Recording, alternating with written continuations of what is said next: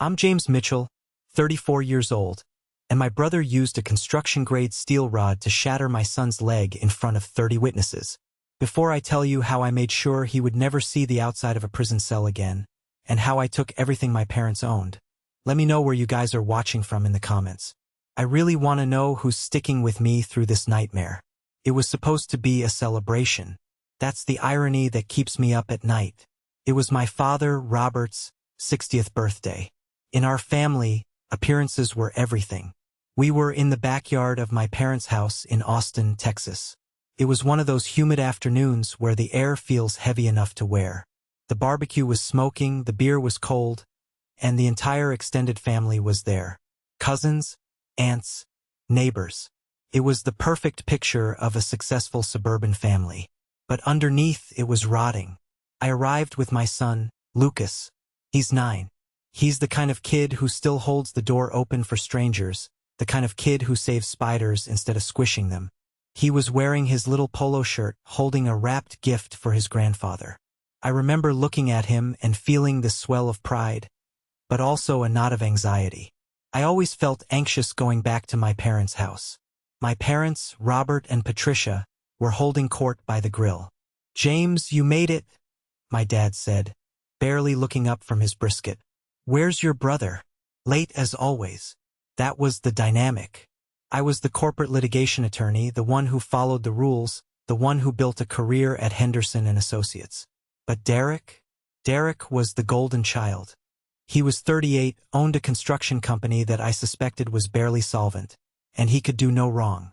When Derek finally arrived, the energy in the yard shifted. He didn't just walk in, he invaded the space. He looked disheveled, his eyes bloodshot, smelling faintly of sour whiskey and expensive cologne. He was dragging his wife, Vanessa, by the arm. Vanessa looked terrified. Her face was pale, and she kept looking down at the grass. Behind them walked Mrs. Carmen, Vanessa's mother. She's this sweet, elderly woman who helps Vanessa take care of their twin daughters. She's quiet, respectful, the kind of woman who makes herself small so she doesn't bother anyone. Derek was already shouting before he reached the patio. "I told you I didn't want her here, Vanessa," Derek yelled, gesturing wildly at Mrs. Carmen. "Why can't she take a hint? I'm sick of feeding useless mouths." The music stopped. The chatter died down. 30 people went silent, watching the train wreck unfold. "Derek, please," Vanessa whispered, trying to calm him down. "It's your father's birthday. Let's not do this." "Don't tell me what to do," Derek roared. He turned on Mrs. Carmen. The vitriol spewing from his mouth was vile. He called her a leech. He called her a useless bitch. He accused her of poisoning his daughter's minds against him. I stepped forward. I'm a lawyer. Conflict is my job. But before I could open my mouth, a small voice cut through the tension. "That's not nice, Uncle Derek." It was Lucas, my 9-year-old son. He had stepped between Derek and Mrs. Carmen. He looked tiny next to my hulking brother, but he stood his ground. His voice trembled a little, but he was firm. "Mrs. Carmen is nice. She helps Vanessa with the twins all the time. You shouldn't say bad words to her." For a second, I was paralyzed by how proud I was. He was doing exactly what I taught him. Stand up for the weak. But Derek didn't see a brave child. He saw a challenge to his authority. And Derek never handled challenges well. "You little punk," Derek snarled. His face turned a shade of purple I'll never forget. "You think you can talk back to me? You think you're better than me because your daddy is a fancy lawyer?" "Derek, stop," I said, my voice low and dangerous. I started closing the distance between us. "He's a child. Back off. He needs to learn his place," Derek screamed. There was a pile of construction materials near the back fence. My dad was having Derek redo the patio. Rebar, steel rods, bags of concrete. Derek reached down. His hand closed around a piece of rusted steel rebar, about 2 feet long. Time seemed to slow down. I saw him grip it. I saw the muscles in his forearm tighten. But my brain couldn't process that he would actually use it. Not on family. Not on a child. "Lucas, move!" I screamed. I lunged, but I was too far away. Derek didn't hesitate.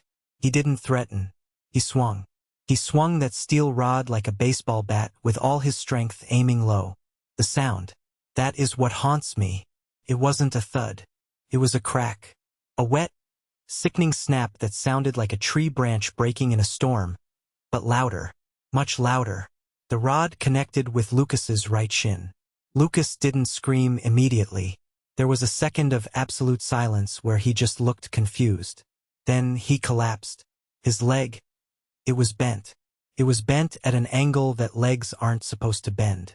Midway between the knee and the ankle, it just folded. Then the scream came. It was a primal, high-pitched shriek of pure agony that tore through the backyard. My leg! Daddy! My leg! I hit the ground next to him. I saw blood soaking through his jeans. The bone had punched through the skin. A compound fracture. Don't move, buddy. Don't move. I was sobbing, my hands hovering over him, terrified to touch him and cause more pain. I looked up, expecting to see Derek horrified by what he'd done. Instead, he was standing there, breathing heavy, the rod still in his hand, looking satisfied. That'll teach you respect, Derek spat. I lost my mind. I stood up, ready to kill him. I didn't care about the law. I didn't care about consequences. I was going to tear his throat out. But before I could reach him, hands grabbed me. Not Derek's hands. It was my father. And my mother. They were holding me back. James, calm down, my father yelled, wrestling my arms. Don't make a scene. Make a scene. I roared, struggling against his grip. He just broke Lucas's leg. Look at him. Look at his leg. My mother, Patricia, walked over to Lucas. She didn't kneel. She didn't comfort him. She looked at my son, writhing in the grass, bleeding, and she pursed her lips.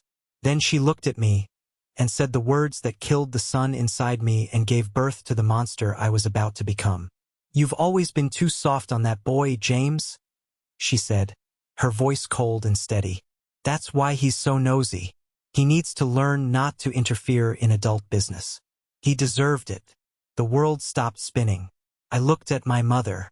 I looked at my father, who was nodding in agreement, shielding Derek behind him. It was just a tap, James, my dad said. Derek lost his temper. The boy provoked him. Don't call the police. We can handle this as a family. Just a tap. My son's bone was sticking out of his leg. I stopped struggling. I went cold. The rage didn't leave. It just froze into something sharp and deadly. I pulled my phone out. What are you doing? Derek sneered. Gonna call the cops on your own brother? I didn't answer. I snapped a photo of Lucas's leg. I snapped a photo of Derek holding the bar. I snapped a photo of the crowd. Then I hit record on the voice memo app. My name is James Mitchell, I said, my voice loud, clear, and terrifyingly calm. I am 34 years old. I am a senior corporate litigation attorney at Henderson and Associates. It is 2:14 p.m. My brother, Derek Mitchell, has just committed aggravated assault with a deadly weapon against a minor. My parents are currently obstructing my access to my injured child and attempting to dissuade me from seeking medical and legal aid. I looked my father in the eye. Let go of me, or I will add unlawful restraint to the list of felonies I am about to file. My dad let go like I burned him. I scooped Lucas up in my arms. He was sobbing, drifting in and out of consciousness from the shock. Daddy, it hurts, he whimpered. Why is Grandma mad at me? She's not mad, buddy. I lied, my tears falling onto his face. She's just wrong. I've got you. I've got you. I carried him to the car. I didn't wait for an ambulance. I couldn't spend another second in that yard. As I drove away, I looked in the rearview mirror. My parents were hugging Derek, comforting him. That was the last time they saw the James they knew. The man driving that car was someone else entirely. The drive to the emergency room was a blur of red lights and Lucas's whimpering.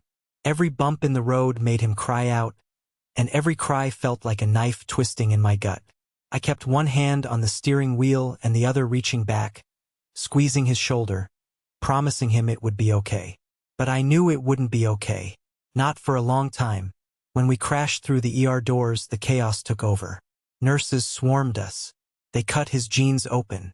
I saw the full extent of the damage then. It wasn't just a break. His lower leg was mangled.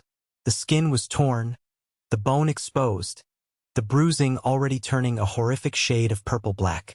Code trauma, pediatric, bed 3, someone shouted. They wheeled him away. I tried to follow, but a nurse held me back. Sir, you need to fill out the paperwork. We have him. We've got him. I collapsed into a plastic chair in the waiting room, my shirt stained with my son's blood. The adrenaline crashed, leaving me shaking uncontrollably. I looked at my hands.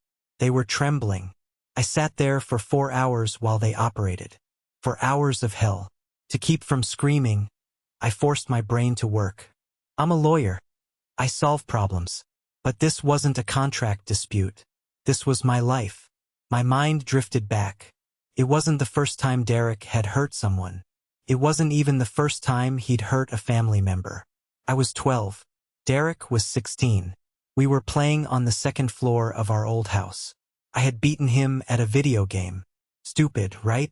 But Derek grabbed me by the back of my shirt and threw me down the stairs. I broke my wrist and dislocated my shoulder. I remembered the pain, sharp and hot. But what I remembered more clearly was my mother standing over me at the bottom of the stairs. She didn't yell at Derek. She looked at me, her eyes hard. You tripped, James, she had said. We have that family vacation next week. If you tell your father Derek pushed you, he'll cancel the trip. Do you want to ruin the vacation for everyone? You tripped. So I lied. I told the doctor I was running in socks and slipped. I protected Derek. I protected the family image. And in doing so, I taught them that my pain didn't matter. I buried my face in my hands.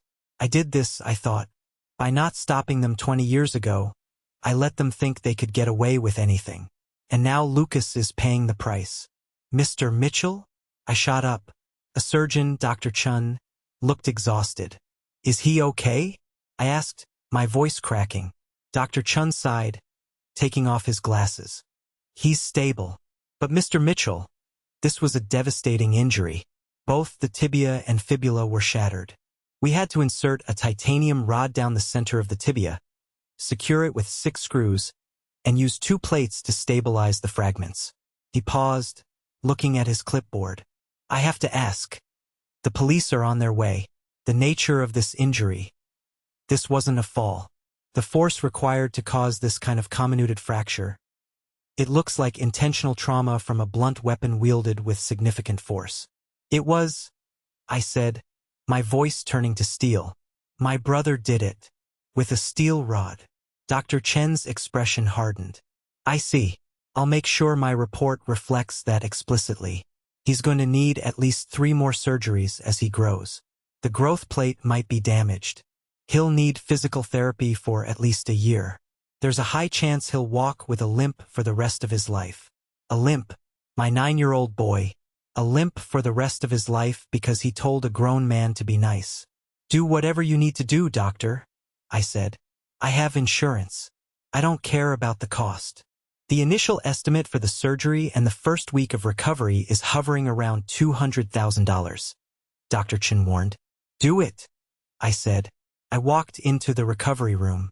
Lucas was tiny in the hospital bed, hooked up to monitors, his leg encased in a massive cast elevated on pillows. He looked so pale. His eyes fluttered open. He looked at me, groggy from the anesthesia. Daddy? He whispered. I'm here, buddy, I said, stroking his hair. Is Mrs. Carmen okay? He asked. Did Uncle Derek hit her too? I broke. I just broke. Here he was, his leg held together by metal, and he was worried about the old woman he tried to protect. She's okay, Lucas, I choked out. You saved her. You were so brave. Grandma said I was bad, he mumbled, his eyes closing again. She said I deserved it. The rage that ignited in the backyard flared up again, hotter this time. It wasn't the frantic anger of the assault. It was a cold, calculating fury. I pulled out my phone. I didn't call my parents. I called Jim, the senior partner at my firm. James? It's Saturday night, Jim answered. I need a leave of absence, Jim. Partial. I need access to the firm's resources, but I can't take any client cases for a few weeks. What happened? My brother assaulted Lucas. Put him in the hospital. My parents are covering for him. There was a silence on the line. Jim knew me. He knew I was a shark in the courtroom, but he also knew I was a devoted father. Whatever you need, Jim said. You want our criminal referral list? No, I said. I'm handling the civil side personally. I need the contact for the best PI we use for corporate fraud. And I need Elena.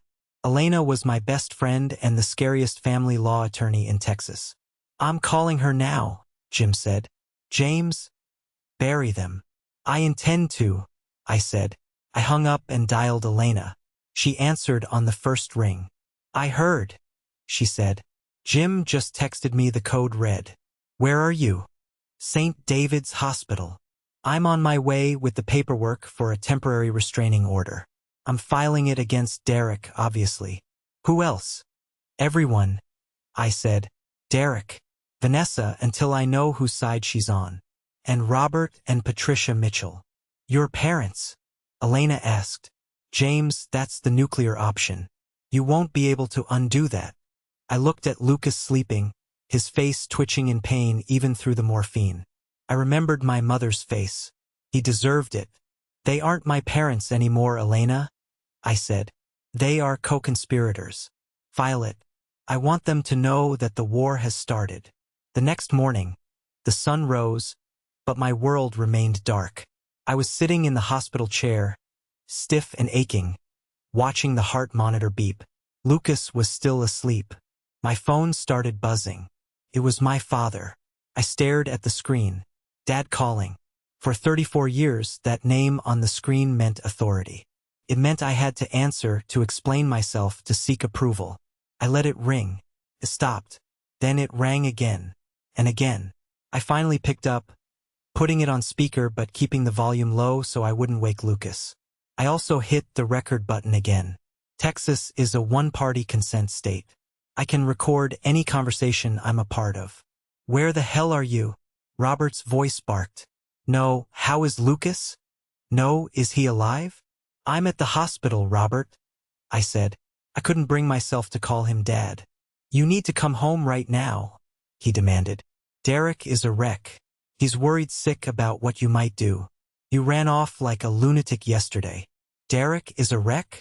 I laughed. A dry, humorless sound. Lucas has 6 screws in his bone, Robert. He might never walk normally again. Oh, stop being dramatic. My mother's voice chimed in from the background. It's a broken leg. Boys break bones. Derek broke his arm when he was 10. Remember? Derek fell out of a tree. I hissed. He wasn't beaten with a steel rod by a grown man. He provoked him, my mother yelled. You can't let a child talk back to his elders like that. It's disrespectful. Derek was disciplining him. Disciplining him? I stood up, walking into the hallway to keep my voice down. It's aggravated assault on a minor. It's a 2nd-degree felony. And you two stood there and watched. Now you listen to me, my father said, his voice dropping to that low, threatening register that used to terrify me. We are a family.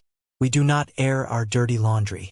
If you file a police report, you are destroying this family. Think about your inheritance, James. Think about your future. You want to throw everything away because of a misunderstanding.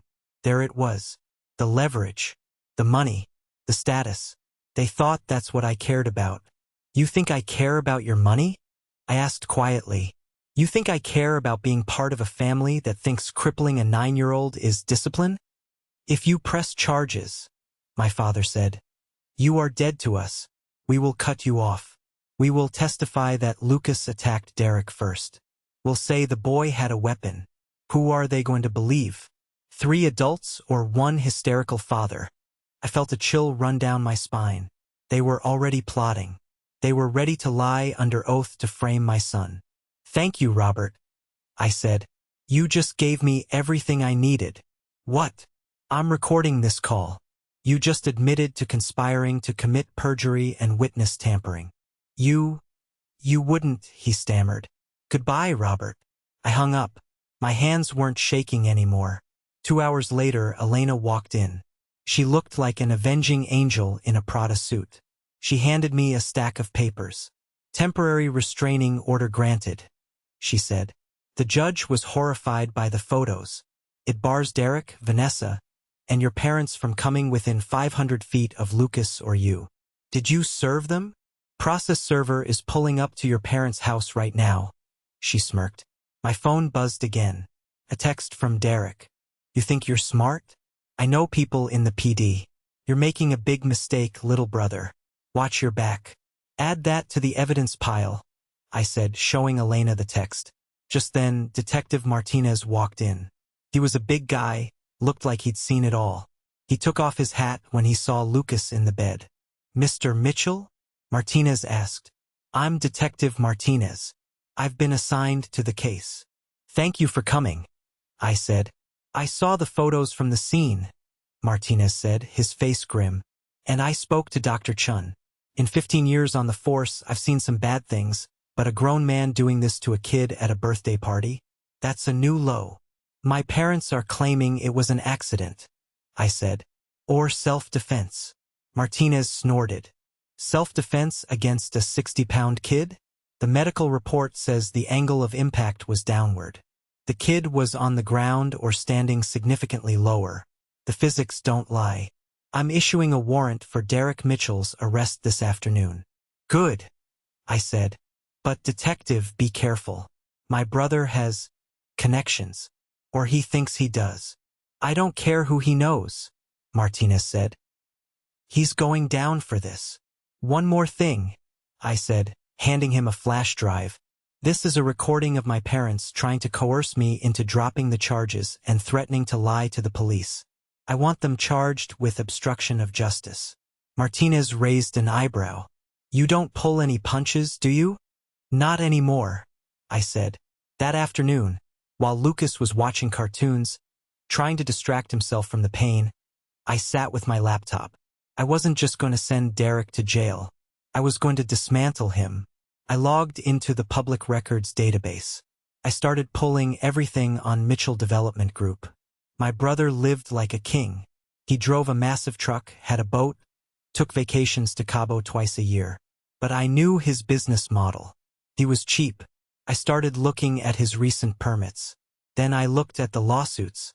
There were 3 small claims suits from homeowners complaining about cracked foundations. They had been settled out of court. Why settle if the work is good? Then I saw something that made my blood run cold. A series of transfers from a joint account held by Robert and Patricia Mitchell into the business account of Mitchell Development Group. $50,000 here, $20,000 there.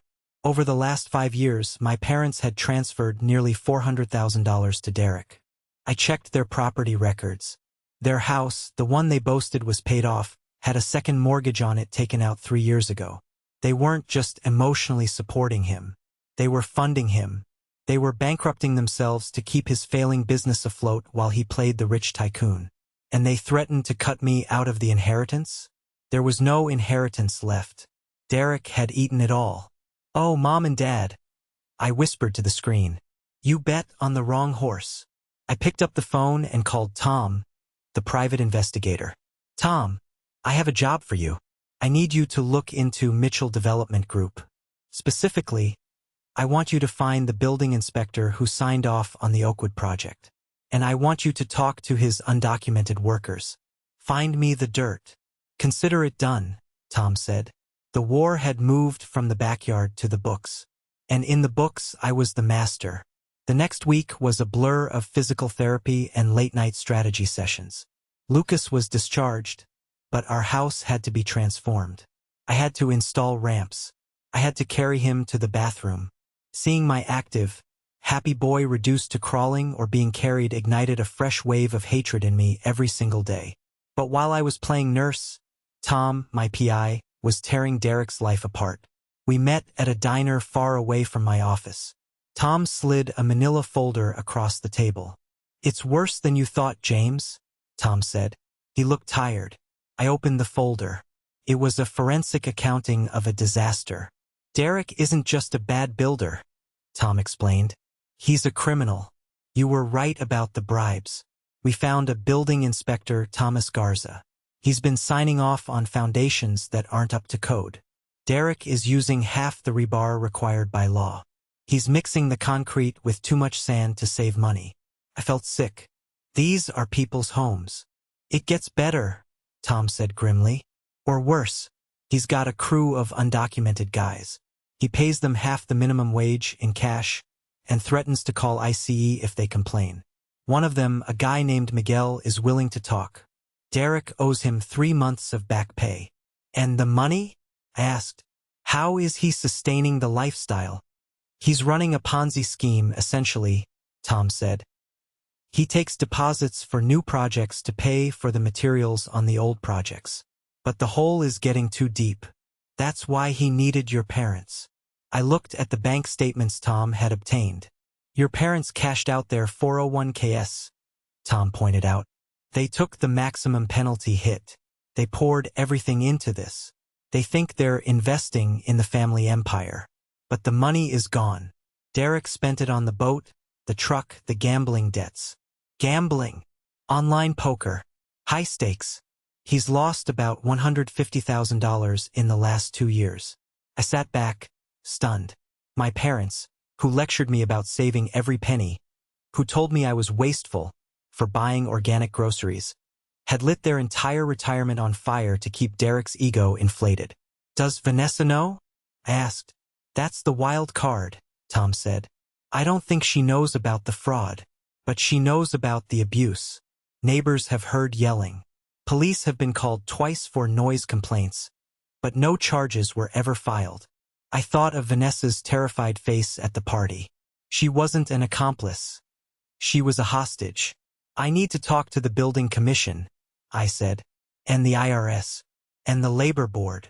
If you do that, you blow up the company, Tom warned. Your parents lose their investment. The house is collateral on the business loan, James. If the business folds, the bank takes your parents' house. I thought about Lucas screaming on the grass. I thought about my mother saying, he deserved it. Burn it down, I said. I spent the next 3 nights compiling the dossier. I didn't just send an anonymous tip. I drafted a formal legal complaint on behalf of concerned citizens and sent it to the city attorney, the IRS Criminal Investigation Division, and the state licensing board. I attached the photos of the cracked foundations. I attached Miguel's affidavit. I attached the bank records showing the commingling of funds. Then I turned my attention to the criminal trial. The district attorney was charging Derek with aggravated assault with a deadly weapon and injury to a child. Serious charges. But Derek had hired a sleazy defense attorney named Rick, the Shark Southern. Southern's strategy was clear. Attack the victim. In the pretrial hearings, Southern filed motions claiming Lucas was historically aggressive and had a behavioral disorder. They were trying to paint my 9-year-old son as a menace to society to justify Derek's self-defense. I had to prepare Lucas for the stand. Lucas, I said one night, sitting by his bed, they are going to ask you mean questions. They are going to try to make you mad. Like Uncle Derek? Lucas asked. Yes, but you have to be stronger than Uncle Derek. You just tell the truth. Can you do that? I can do it, Lucas said.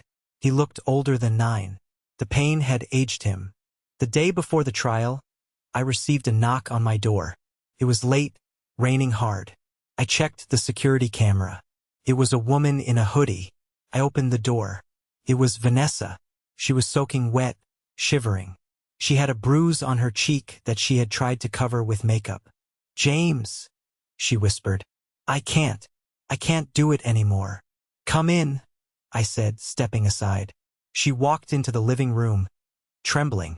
He hit me because I asked about the money. He said it was my fault you were suing us. You need to leave him, Vanessa, I said gently. I know, she sobbed, but I'm scared. He says he'll take the girls. He says his lawyer will destroy me. I will represent you, I said. Pro bono. I will get you full custody. I will get you the house if there's a house left. But you have to help me. You have to tell the truth about what happened that day. She looked at me, her eyes wide with fear. Then she reached into her purse and pulled out a USB drive. He has cameras, she whispered. Inside the house. He forgets they're there. But I have the app. What is this? I asked, taking the drive. It's from the night of the party, she said. After we got home. And some other nights. I plugged it into my laptop. I clicked the file dated the night of the assault. The video showed Derek pacing in their living room, drinking straight from a bottle. My parents were there too. Video audio. Derek, did you see his legs snap? Little brat. I told him I'd break him if he stepped up to me. Patricia, Mom, you have to be careful, honey. James is going to be a problem. Robert, Dad, don't worry. I'll handle James. We just stick to the story. The kid rushed you with a rock. You pushed him away and he fell. Simple. Derek, I should have hit him harder. Maybe then he'd learn to shut his mouth. I froze. It was a confession. And it was proof of the conspiracy. Vanessa, I said, looking at her. This ends everything. I know, she said. I'm ready. The courtroom was packed. My parents were sitting in the front row behind the defense table, looking like pious churchgoers. My mother was wearing her Sunday best, dabbing her eyes with a handkerchief. Derek sat next to his lawyer, wearing a suit that didn't fit, trying to look like a misunderstood businessman. I sat in the gallery. As a witness and the father of the victim, I couldn't be the prosecutor. But I had prepped the ADA, assistant district attorney, with everything. Lucas was called to the stand. Seeing my son crutch his way up to the witness box was heartbreaking. The bailiff had to help him up the steps. His cast was covered in signatures from his classmates. The ADA asked him simple questions. What happened? Who hit you? Lucas answered clearly. Uncle Derek hit me with the metal stick because I asked him to stop yelling at Mrs. Carmen. Then Rick Southern stood up. He walked toward Lucas with a predatory smile. Now, Lucas, Southern began. You're a strong boy, aren't you? You like to play rough. I guess, Lucas said. Isn't it true that you picked up a rock and threatened your uncle? No, Lucas said firmly. Isn't it true that you hate your uncle because he's strict with you? I don't hate him, Lucas said. I just wanted him to stop being mean. You have a history of fighting at school, don't you, Lucas? Objection, the ADA shouted. Relevance. Goes to character, Your Honor, Southern smirked. I pushed a bully because he was kicking a dog, Lucas said, his voice rising. I didn't hit him with a metal bar. The jury murmured. Lucas held his own. Southern tried to rattle him, but Lucas's innocence was like a shield. Then came the defense's turn. My father took the stand. James has always been jealous of Derek, Robert lied smoothly. He's coached the boy to lie. Derek was just defending himself. It was a tragic accident. I watched my father commit perjury without blinking. The man who taught me to fish, who taught me to ride a bike, was sitting there destroying his own grandson to protect his ego. But we had a surprise. The state calls Vanessa Mitchell, the ADA announced. Derek's head snapped up. My parents looked confused. They thought Vanessa was at home with the kids. Vanessa walked in. She didn't look at Derek. She walked straight to the stand. Mrs. Mitchell, the ADA said, can you tell us what happened that day? Derek was drunk, Vanessa said, her voice trembling but gaining strength. He was angry because I brought my mother. He hates her. Lucas tried to help. Derek smiled before he hit him. Objection, Southern yelled. Speculation, sustained on the smile, the judge said. Continue. And did your husband say anything to you after the event? Yes, Vanessa said. He said he was glad he did it. Liar, Derek shouted from the table. You useless. Order. The judge slammed the gavel. We have evidence, Your Honor, the ADA said. We would like to submit Exhibit G. Video footage provided by Mrs. Mitchell. Southern looked panicked. He hadn't seen this in discovery because Vanessa had provided it to the police only that morning as a rebuttal to the defense's new claims. The video played on the large screens. The audio filled the room. I told him I'd break him. We just stick to the story. The kid rushed you with a rock. My parents' faces went white. My mother actually grabbed her chest. Derek slumped in his chair. The jury wasn't murmuring anymore. They were glaring. They were looking at Derek like he was a monster. They were looking at my parents with disgust. No further questions, the ADA said. The closing arguments were short. The evidence was overwhelming. The jury deliberated for 90 minutes. We stood up when they returned. We, the jury, find the defendant, Derek Mitchell, guilty of aggravated assault with a deadly weapon. Guilty of injury to a child. Derek closed his eyes. My mother started wailing. No, my baby. But it wasn't over. Sentencing will be set for next week, the judge said. Bail is revoked. Defendant is remanded to custody. The bailiff moved in. Derek stood up, and for the first time he looked at me. He looked small. He looked scared. James, he mouthed. Help me. I looked him dead in the eye and turned my back. I walked over to Lucas and hugged him. We got him, buddy. He can't hurt anyone ever again. The criminal trial was just the first domino. The sentencing hearing was brutal. Because of the video and the lack of remorse, the judge threw the book at him. Derek got 45 years. In Texas, you serve at least half before you're eligible for parole. He was 38. He wouldn't breathe free air until he was an old man. But I wasn't done. I had promised to bury them. I moved forward with the civil suit. I sued Derek for $7 million in damages. And I sued my parents for negligent entrustment and intentional infliction of emotional distress. The investigation into Mitchell Development Group exploded. The city shut down all his sites. The IRS raided his office. The fines were astronomical. Because my parents had leveraged everything they owned to back Derek's bonds and loans. The collapse of the company triggered a financial avalanche. The bank foreclosed on their house. The one I grew up in. The one they were so proud of. The day of the auction I drove by. I saw the for sale sign.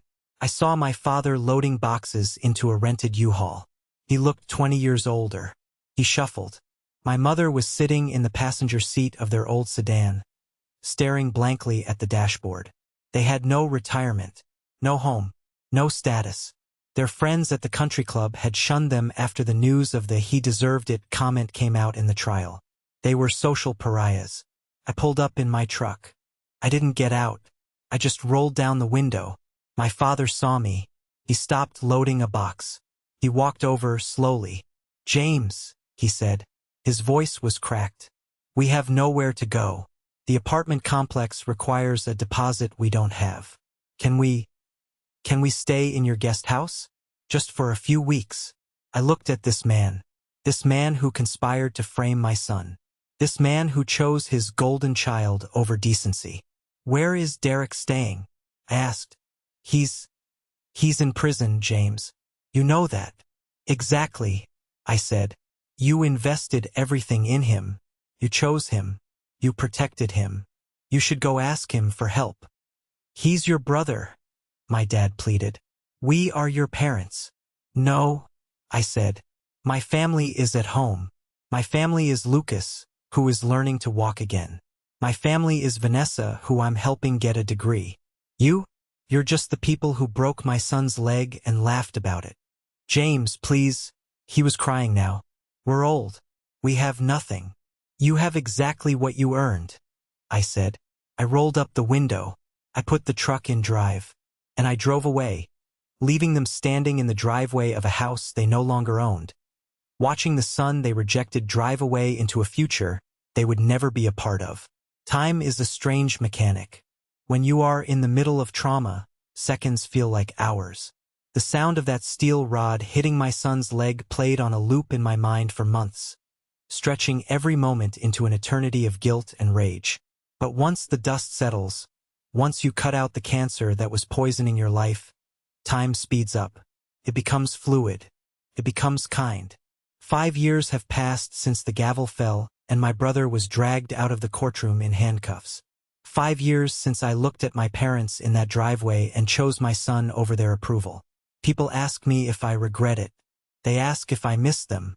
They ask if holidays are lonely. Let me tell you about my life now.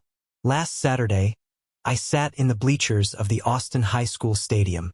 The Texas sun was blazing, the kind of heat that makes the air shimmer off the asphalt. Down on the field, the freshman soccer team was playing the district finals. In the goal stood a 14-year-old boy. He's tall now, lanky, with hair that refuses to stay combed. If you look closely when he walks, you can see a slight hitch in his step. It's subtle. It's the only physical reminder of the titanium rod that still reinforces his right tibia. The opposing striker broke through the defense. He was fast, charging straight for the net. I held my breath. The old fear flared up, that instinct to jump the fence and shield him. But I stayed seated. Lucas didn't flinch. He didn't back down. He dove. He threw his body across the grass, arms outstretched, and blocked the shot with his chest. He scrambled up, shouted commands to his defenders, and cleared the ball. The crowd went wild. I wasn't just clapping, I was roaring. Beside me, Vanessa was screaming, "That's my nephew, Vanessa." That's the other beautiful twist in this story. After the trial, after the divorce was finalized, she didn't just survive. She thrived. I helped her get into a paralegal program. She works at my firm now. She's one of the sharpest researchers I have. She took the trauma Derek inflicted on her and turned it into fuel to help other women escape abusive marriages.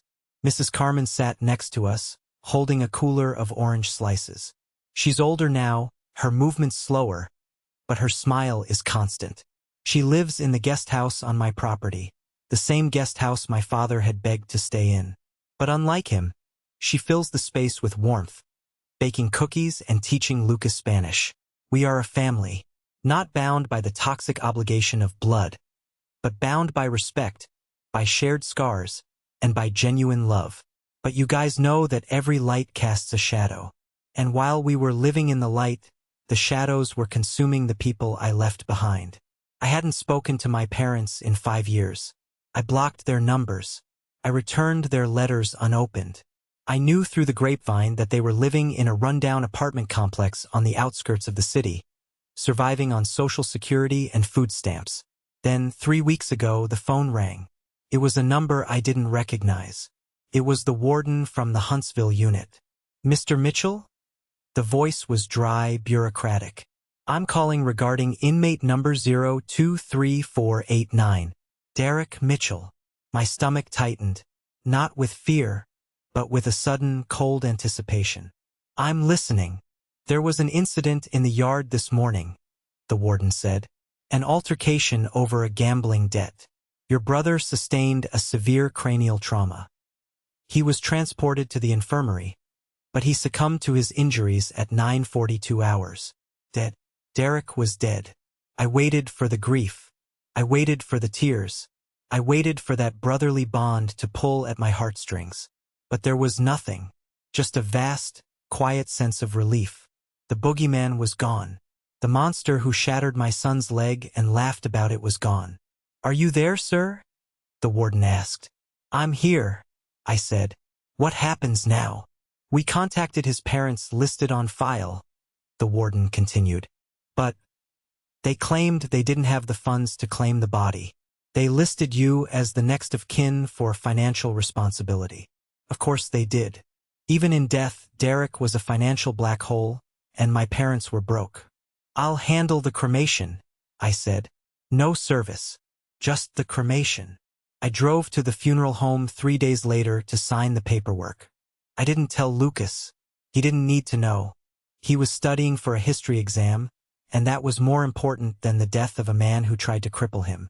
When I walked into the lobby, I saw them, Robert and Patricia. 5 years had aged them 20. My father, once a proud, arrogant man who commanded the room, was hunched over a cane. His clothes were threadbare, hanging loosely on his frame. My mother looked frail, her eyes darting around nervously. They looked up when I entered. For a second, I saw a flicker of the old expectation. that I was there to fix it, to pay the bills, to make the pain go away. James, my mother whispered. She stood up shakily. You came. I came to sign the papers, I said, keeping my distance. I'm paying for the cremation. That's it. He's your brother, my father croaked. We need to give him a proper burial. A plot. A headstone. People need to pay their respects. What people? I asked, my voice devoid of emotion. The people he scammed? The workers he stole from? The family he destroyed? There is no one coming, Robert. How can you be so cruel? My mother cried. We lost everything. We lost our house. We lost our retirement. And now we lost our son. And you stand there in your expensive suit and look down on us. I looked at her. Really looked at her. You didn't lose everything, I said. You gave it away. You bet everything on a bad man because he was your favorite. You sacrificed me. You tried to sacrifice Lucas. You looked at my son screaming in the grass with a broken bone, and you said he deserved it. I was upset, she stammered. I didn't mean it. You meant it, I said. And that sentence cost you your family. We are destitute, James, my father said, his pride finally breaking. We can't afford rent next month. The landlord is threatening eviction. Please, you have so much. Just help us get a small place. For your mother. It was the moment I had played out in my head 1,000 times. The moment they would come crawling back. Part of me, the old James, the people pleaser, wanted to write a check. It would be so easy. It would be a tax write-off. But then I thought of Lucas. I thought of the night terrors he had for 2 years. I thought of the limp. I can't help you, I said. Won't. My father corrected bitterly. You won't help us. I won't, I agreed. Because every dollar I give you is a betrayal of my son. You aren't my parents. You are strangers who share my DNA. Figure it out. I signed the papers. I instructed the funeral director to give the ashes to them. I didn't want them. As I walked out into the bright Texas afternoon, I heard my mother weeping. It was a mournful, desperate sound. But I didn't turn back. I got into my car, checked my phone, and saw a text from Lucas. Dad, Mrs. Carmen made enchiladas. Hurry home. I smiled. I started the engine. I was going home. And for the first time in my entire life, I knew exactly where that was. That evening, after the enchiladas were eaten and the kitchen was cleaned, I sat on the back porch with a glass of iced tea. The sun was setting, painting the sky in streaks of violet and burnt orange. The cicadas were starting their evening chorus. Lucas came out and sat next to me. He's 14, so he doesn't cuddle anymore. But he sat close enough that our shoulders brushed. You okay, Dad? He asked. You seemed quiet at dinner. I looked at him. He's so perceptive. He has this emotional intelligence that I lacked at his age because I was too busy trying to dodge my brother's fists and my parents' criticism. I saw your grandparents today, I said. Lucas went still. He didn't ask why. He just waited. Uncle Derek died, I said. Lucas looked down at his hands. He traced the scar on his shin through his jeans. It was an unconscious habit he had whenever Derek's name came up. Are you sad? He asked. No, I answered honestly. I'm not. Is that bad? No, Lucas said. He was a bad person. He hurt people. He hurt me. He did, I said. And he can't hurt you anymore. What about Grandma and Grandpa? Lucas asked. Are they okay? They are struggling, I said. They asked for money. They asked for help. Lucas looked up at me. His eyes were dark, serious. What did you say? I said no. Lucas nodded slowly. Good. That one word hit me harder than anything else. Good. My son, the boy with the kindest heart I know, the boy who defended an elderly woman against a raging drunk, agreed that his grandparents should be left to their fate. It wasn't out of malice. It was out of justice. You know why I said no, right? I asked him. Not just because I'm angry. Because if you help them, you're saying what they did was okay, Lucas said. Mrs. Carmen told me that. She said forgiving someone without them being sorry is just letting them hurt you again. I I reached out and squeezed his shoulder. Mrs. Carmen is a wise woman. She says you're a hero. Lucas grinned, the tension breaking. She says you saved us all. I'm not a hero, Lucas, I said. I'm just a dad. And a dad's only job is to protect his pack. We sat there in silence as the stars came out. I thought about the trajectory of our lives. If I hadn't recorded that conversation in the hospital, if I hadn't investigated the company, if I had bowed to the pressure and kept the peace, Lucas would be crippled and silenced, taught that his pain didn't matter. I would be miserable, drained of my finances and my self-respect. Derek would still be terrorizing everyone, emboldened by his immunity. My parents would still be smug, enabling monsters. By burning the bridge, I had built a fortress. I realized then that the lawsuit wasn't about the money. We donated most of the settlement to a charity for victims of domestic violence anyway. It wasn't about the jail time. It was about the statement. It was a declaration that abuse stops here. It stops with me. The next morning, I went into my office. I unlocked the safe in the wall. Inside was a small box. It contained the USB drive Vanessa gave me, the photos of Lucas's leg, and the recording of my parents. I took them out. I walked to the shredder. I destroyed the photos. I smashed the USB drive with a hammer. I didn't need the evidence anymore. The verdict was in. The sentence had been served. Holding onto the artifacts of trauma was just another way of keeping it alive. I sat at my desk and wrote a letter to Lucas. Not for him to read now, but for when he becomes a man, maybe a father himself. I wrote about the difference between being nice and being good. Being nice is what my parents wanted. Polite compliance, silence in the face of wrong. Being good is what Lucas did, standing up for the vulnerable even when it costs you. I wrote, Lucas, never let anyone tell you that family gives them a free pass to hurt you. Love is an action, not a title. Respect is earned, not inherited. You are the best thing that ever happened to me, not because you are my son, but because you taught me how to be a man. I sealed the envelope and put it back in the safe. My phone buzzed. It was a notification from the firm. We had a new client, a young woman, disowned by her family for reporting her uncle's fraud. She was scared, broke, and alone. I smiled. Send her in, I told my assistant. I wasn't just James Mitchell, the corporate shark anymore. I was James Mitchell, the man who burns down toxic kingdoms to build safe havens. And I had a lot of work to do. As I watched the young woman walk into my office, looking at me with the same terrified eyes Vanessa used to have, I knew exactly what to say. Sit down, I said. You're safe here. And we are going to make them pay. We have reached the end of this journey. And if there is one thing I want you to take away from my story, it is this. Toxic family members are not your destiny. So many of us are raised with the idea that blood is thicker than water, that we must endure abuse, manipulation, and disrespect simply because it comes from a parent or a sibling. We are taught that setting boundaries is selfish and that keeping the peace is more important than our own safety. My story proves that is a lie. Keeping the peace is often just a code word for tolerating the abuse. When I finally stood up for my son, I lost my parents and my brother, but I gained my life back. I gained a future where my son walks with his head high, knowing his father will always fight for him.